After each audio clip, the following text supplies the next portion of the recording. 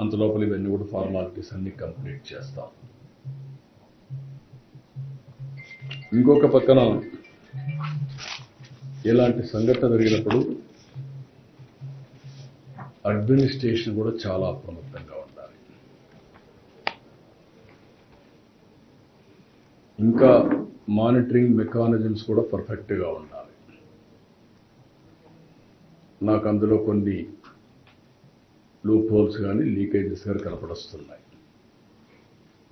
అందుకే అక్కడ ఉండే ఆఫీసర్ ఎవరైతే ఉన్నారో డిఎస్పీ రమణ కుమార్ అయితే బాధ్యత లేకుండా పనిచేశారు.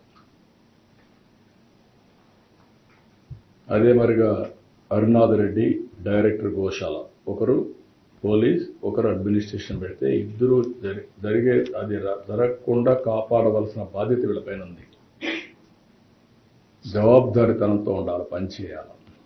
ఇద్దరు పనిచేయలేదు, ఇద్దరిని సస్పెండ్ చేస్తున్నాం. ఎవరైతే ఆఫీసర్స్గా ఉండి ఎస్పీ సుబ్బరాయుడు గారు కానీ, జేఈఓ గౌతమ్ కానీ, సివిఎస్ఓ శ్రీధర్ ముగ్గురిని తక్షణమే ట్రాన్స్ఫర్ చేస్తున్నాం. మనమంతా బాధ్యతతో ప్రవర్తించవలసిన వ్యక్తులు. మన వల్ల ఇలాంటి జరిగినప్పుడు వీళ్ళు కూడా బాధ్యత తీసుకోవాల్సిన అవసరం ఉంది. అది కూడా వాళ్ళకి ఇది చేస్తాం. ఇది అయిన తర్వాత ఒక జ్యుడిషియల్ ఎంక్వైరీ కూడా ఇస్తున్నాం. వాస్తవాలన్నీ అధ్యయనం చేసి నాకు గవర్నమెంట్కి రిపోర్ట్ ఇస్తారు.